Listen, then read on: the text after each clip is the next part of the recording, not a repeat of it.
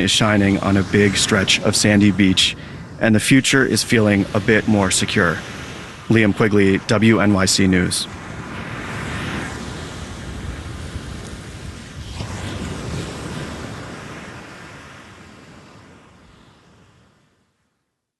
Public media is a refuge from commercialism, which is why you don't hear any ads on WNYC. Business support and the recognition the station provides is a critical way WNYC is able to work free from fear or favor. Your business can support our work at sponsorship.wnyc.org. On the next Brian Lehrer Show, we're back live after Labor Day with our monthly Call Your Senator segment with New Jersey Senator Andy Kim. So much to talk about locally and nationally as Congress returns soon, the school year returns, and election season hits high gear. Also, a start of the school year check-in with the New York City Schools Chancellor, Melissa Aviles Ramos. And parents, she'll take your calls too. The Brian Lehrer Show, weekdays at 10 a.m. on WNYC. On the next All of It, hear live performances from Jeremy Zucker. The Jersey-born musician will play songs from his new LP, which finds him revisiting places and memories from the Garden State, which also happens to be the name of the album. Plus, cookbook author Dan Grossi Pelosi shares 16 full menus to help you host a smash hit dinner party. I'm Allison Stewart. Join us for All of It, weekdays at noon on WNYC.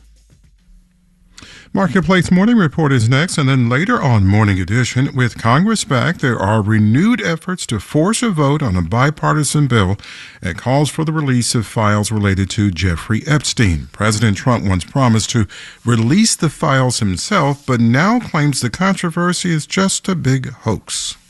It's perpetrated by the Democrats, and some stupid Republicans and foolish Republicans fall into the net. We'll get the latest in about 15 minutes.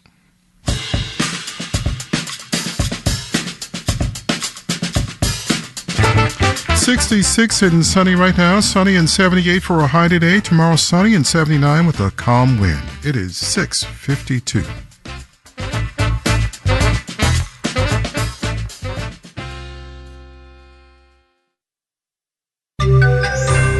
Many of President Trump's tariffs are in legal limbo. Many are not. Marketplace Morning Report is supported by Bitwarden Password Manager. Bitwarden is designed to offer password security from any device at any location, securing both sensitive business information and personal accounts. Learn more at bitwarden.com. From Marketplace, I'm Sabri Benishore, in for David Brancaccio. Just before the Labor Day weekend, a federal appeals court struck down many of the Trump administration's tariffs. The decision is on hold until mid-October, giving the White House time to appeal to the Supreme Court. For now, the ruling throws into limbo many of Trump's tariffs. Many, but not all. Marketplace's Nova Safo has more. The U.S. Court of Appeals for the Federal Circuit said the president lacked authority to impose his own import taxes at will, bypassing Congress. The ruling has to do with the use of a tool President Trump has relied on the most, the International Emergency Economic Powers Act of 1977. The administration claims it gives the president the power to set what he's called reciprocal tariffs imposed on almost all countries.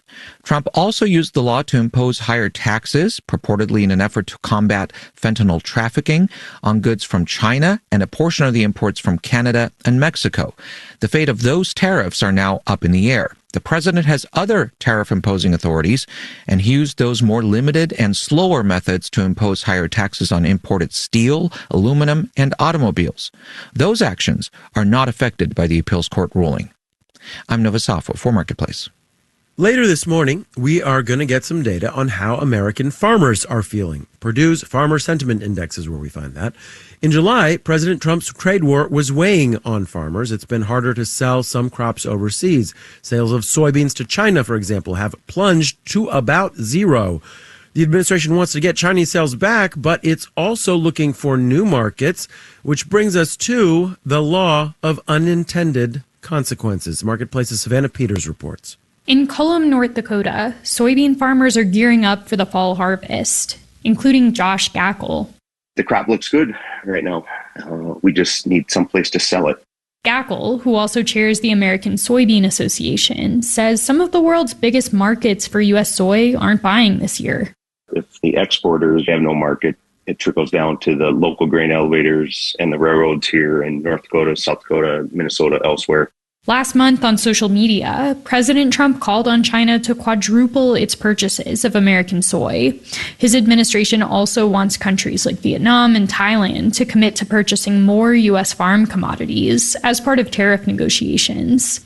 Arlen Suderman, a commodities economist with StoneX, says even if fresh tariff deals help American crops compete in overseas markets, if we were able to capture business with a target country and they were buying from somebody else, like Brazil or Argentina, which have ramped up production during the trade war, then that means that somebody else has excess supplies. Suderman says that could drive down the global price of commodities like wheat and soybeans, which isn't good for American farmers either. I'm Savannah Peters for Marketplace. All right, let's do the numbers. Dow, S&P, and NASDAQ futures are all down in the 5 to 9/10% range, with Dow futures down 241 points. The 10-year Treasury yield's been creeping up. It's at 4.3%. And the price of gold has hit an all-time high. An ounce of the stuff is now worth more than $3,500. Gold usually does well when there's a lot of economic uncertainty out there, and it is up 32% so far this year. Marketplace Morning Report is supported by Yubico, makers of the YubiKey, protecting the applications and accounts that people and businesses rely on every day. YubiKey helps stop phishing attempts and hackers. YubiKey, still undefeated, the original passkey. More at yubico.com. And by Viking, exploring the world in comfort. With a fleet of small ships, Viking offers travel experiences for the thinking person. Discover more at Viking.com. If you are thinking about applying to college or graduate school this fall, you might find yourself facing new limits on student loans. The big budget bill Congress recently passed included major changes to how much graduate students and the parents of undergrads can borrow from the federal government to pay for school. These go into effect next year. Marketplace's Samantha Fields has more. If you're starting school this fall, or your kid is, nothing is changing for you. But if you're applying to start next year, it's going to be very different. Parents who plan to help their kids pay for college and prospective graduate students will be limited in how much they can borrow from the federal government.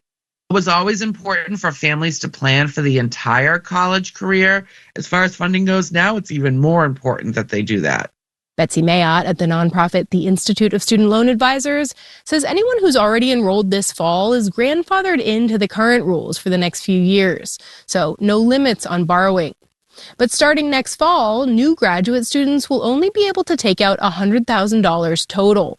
Anyone going to medical or law school will be limited to $200,000, and parents will be capped at $65,000 per kid. You need to calculate how much you think you're going to need to borrow for your entire degree program and make sure there's going to be enough funding availability. Because Mayotte says if you hit your federal student loan limit in the first year or two of a 3 or 4 year program, your only option will be private loans. And private loans do not offer income-based repayment options or any path to loan forgiveness the way federal loans do.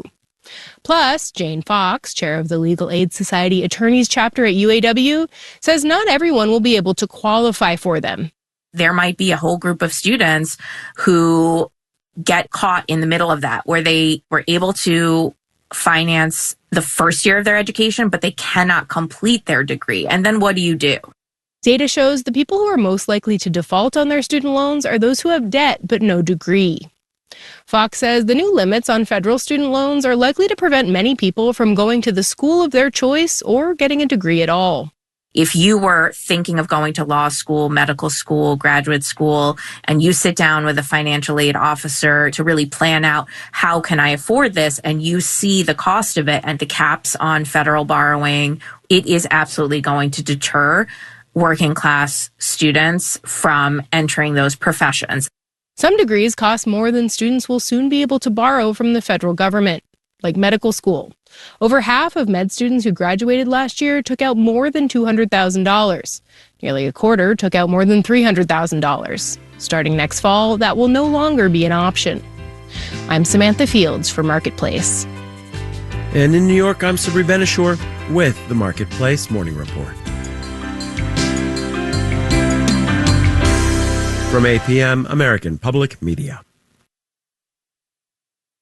WNYC